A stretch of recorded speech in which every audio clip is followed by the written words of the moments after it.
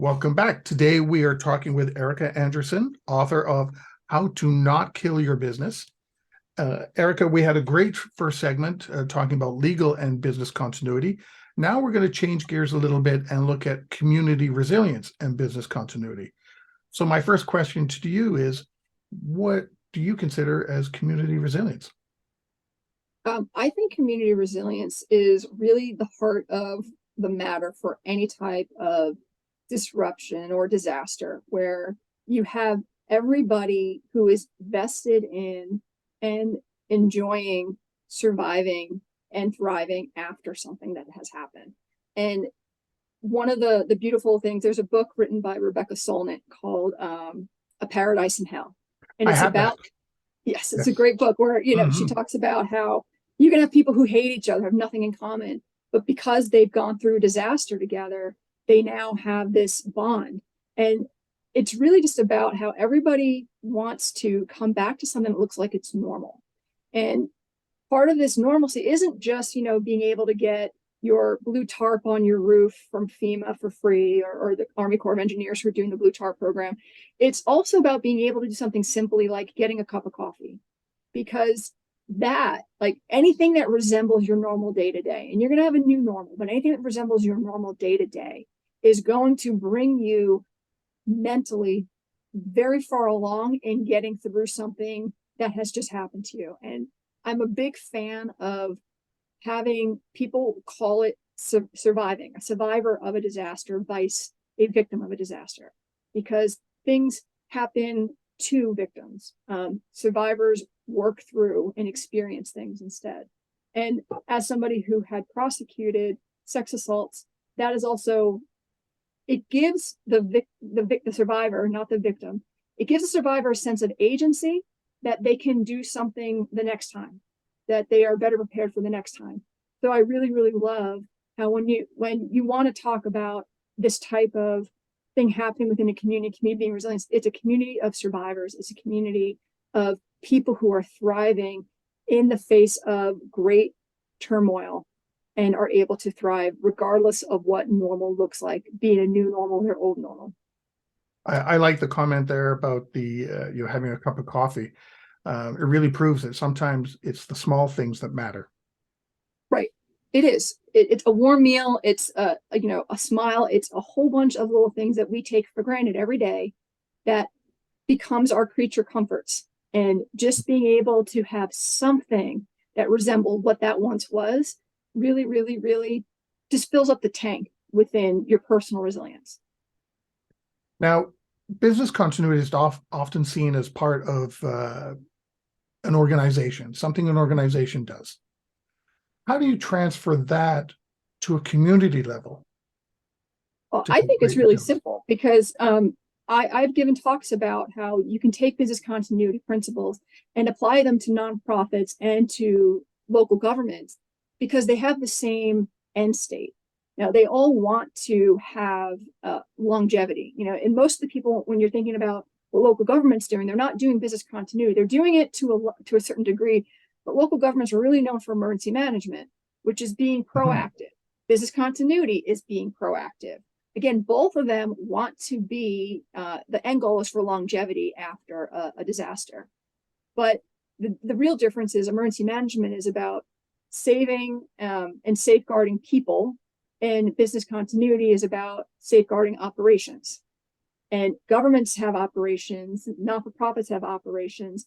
There are so many things that there are so many synergies between everything. It's not in a little vacuum. It's not, okay, we've had this disaster and now, oh, we expect the church to be available because the church has volunteers, and we expect the schools to be available so the kids can go to school. Everybody's impacted. Everybody's impacted by disaster, even the first responders. You expect them to show up. No, your first responders are you and your neighbors, because those Yeah. first responders are also survivors of the disaster. They still have to get to work until before they can get to you. So I think when people get out of this very myopic view of what disasters are and the impacts are, and they realize just how many people and places and things it touches, that it just becomes common sense, or it just makes sense that everybody should be involved and have a say in this and help each other out. And FEMA did two different programs under two different administrations. under the Clinton administration, James Witt, who was the FEMA administrator at the time, started Project Impact. And that was doing a public-private partnership in certain communities to make them disaster-proof and disaster-resistant partnerships. So specifically in the state of Washington, Home Depot was helping by running classes on how to earthquake-proof homes. And of course, what is the benefit for this class, right? They're going to teach this class, and then everybody leaves this classroom and they're going out into the aisles of Home Depot and buying these products. And there was an earthquake shortly after they started this program, the Nisqually earthquake. And it was because not just, within the individual's homes, they were able to mitigate a lot of the disaster that would have happened, but even throughout the city of Seattle, they did some decommissioning of water towers that would have crashed. I can go more into that, but that would just take a while for me to even because I'm also an emergency management professor, so I got all this stuff in my head.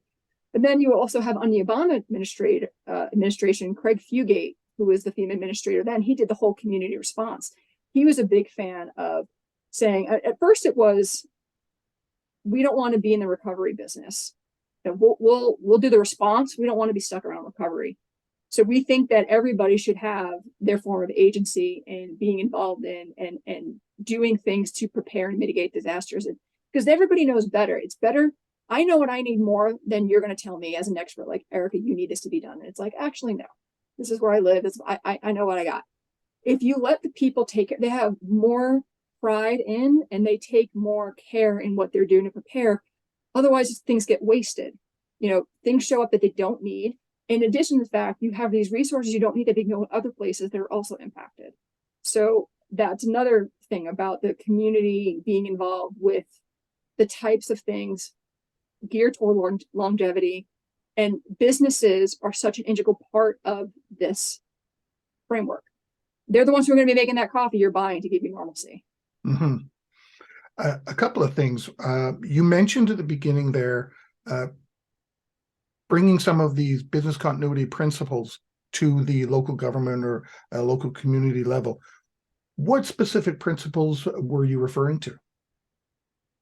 Well, business impact analysis. They do some level of risk analysis, but so when you look at, for example, in West Texas, in El Paso specifically, I was giving a lecture the night before Thanksgiving, and I was talking about specifically business continuity being applied to nonprofits and local government. And I was like, there are certain things you're going to figure out your vulnerabilities, like earthquakes, for example. No, we don't really get earthquakes in El Paso. So I'm like, we just had one last week. I said, really? She said, yes. So we're going on the lecture. And then she's like, at the end, so should we do preparations for like earthquake drills and whatnot? I said, yeah. And she goes, well, why? I said, why not? And she said, well, we don't really get earthquakes. I go, you just told me you had one last week. And she went, oh, yeah, I guess. And then the next day they had 2 more earthquakes. So it's like, there are, when you start identifying things, you're like, okay, this is actually going to impact us. I mean, unfortunately, they're going to do a lot more because fracking is causing a lot more earthquakes in the western part of the state, which had never experienced earthquakes before. Mm-hmm. And it's not just about saving the physical structure and saving the lives. Like I said, that is the emergency management part. You also want to be able to make operations continue. And even if it's not just saving the people who are doing the operations, you still want your government to open. You still want the lights to turn on. You still want those municipal resources to be there. And a lot of that you can do very easily by implementing a business continuity plan. So as I introduced this, I said, business continuity is often seen as something within an organization and bringing it out. And we talked earlier about building relationships and networking and things like that. So should business continuity professionals reach out to community leaders, or should community leaders reach out to business continuity? So what are your suggestions on bringing those together so that you can create some of that community resilience and get everybody involved and do what needs to get done? Okay, I have 2 responses and they're very different. Sure. First is, FEMA has actually published something about business continuity being an integral part of community resilience. But they said But the caveat, they believe that business continuity professionals are more concerned with the organization's profits and money. So they think that they're actually not going to get very involved. I would love for that to be wrong. When you look at a company like Anheuser-Busch and Budweiser, when there is a natural disaster, they start making and canning water because they have plenty of canning abilities in water, because one of the two main ingredients of beer is water. So, if Budweiser can do this, other companies can. But under the Economic Development Administration, they have a program said CEDS. It's a comprehensive economic development strategy, where they go into local communities and regions, and they are working toward capacity building for economic resiliency of the area. And they get a whole bunch of people involved, individuals, organizations, local government, education institutions, and private individuals. And these are people, if they're already meeting, this is a cornerstone project of the Economic Development Administration. If you say to them, if we're talking about economic resiliency of an area, it's a no-brainer that business continuity is one of the first things that you put in there. People want to talk about, oh, you can get sales, oh, you can get your product down, you can get your marketing down. That's all well and good. But if you don't have a door that opens and a cash register that opens because you don't have your operations being maintained and continuous, then what good is that? And there's even, because I live in North Carolina, there is, they specifically deal with rural small businesses, and they have very unique challenges. And one of the first things in their recommendation after massive report on what they need to do to survive is, number one, get involved in business continuity. You have specific grants also that are available from the U.S. Chamber with FedEx. I believe they partner with FedEx, where if you have a business continuity plan and you register that with them, if you are a business that's in an impacted disaster area, they will give you a $5,000 grant to get back on your feet. But the requirement is you have to have a business continuity plan. So this all just makes sense. Like, just put it in from the beginning. Just inject that into the conversation and make it part of the standard. Well, you think it would be that easy? There's still a lot of communities or organizations and even individuals who don't think business continuity on any level is important. No, and one of the things I struggle with is why people want to see it as an expense and not a cost-saving program or an asset. Because, one of the FEMA statistics is for every $1 spent on the front end, you save 7 on the back end. Why is that not true for any type of preparation or mitigation in any business? So if you spend money on being able to, well, let's put it this way, like, what kick in the bank account hurts more, when you're spending the money in advance, or when you're spending the money when it's not on your terms, it's on the disaster's terms? Yeah. It's on the terms of the people who are the contractors after the fact. It's like, oh, I'm now in high demand and there's less of me, so I get to charge more. That's a bigger kick in the bank account. You still want that cash flow happening. That is what the return on investment is. You get instant security and cash flow continuous. What people, I think, also struggle with when it comes to business continuity plans is the proof of concept. They say, okay, we don't have that right away. You have to wait for a disaster. Not necessarily. You instantly have security. You are instantly a more secure company or organization or government or whatever entity you are as a result. And disasters happen every single day, but they're not the kind that get reported in the papers, because a lot of times it's just business as usual. You get used to it. You're able to overcome it. It's just, a thing that happens. Business continuity allows you to do that, because everybody wants to talk about, well, I've done risk management, risk mitigation. It's not risk eradication. There's still the propensity for failure to happen. You still need to do something. And my favorite analogy of late that I like to tell people is, if you have a goal of driving from point A to point B, your risk management plan is to overlay your map with where the potholes are in a 2-lane highway. So okay, I need to switch over. What if there's cattle on the road? What if there's a rock slide? Those cattle ain't moving. They're stubborn. Yeah. Who's coming to pick those rocks depends on how far out it is, right? Yeah. If you've done business continuity, you're going to pop open your trunk, pull out your bucket with asphalt and your shovel, fill in the pothole, and be on your merry way. Yeah. I've used roughly the same analogy, actually, telling people, we've all used business continuity, whether you know it or not. You can be driving to work, and there's an accident and you have to find your way around it, Mhm. to be able to keep going. That's continuity. You're doing something different. So it's interesting that you kind of had the same analogy there. One of the things I was just thinking about as you were talking is creating plans on a community level.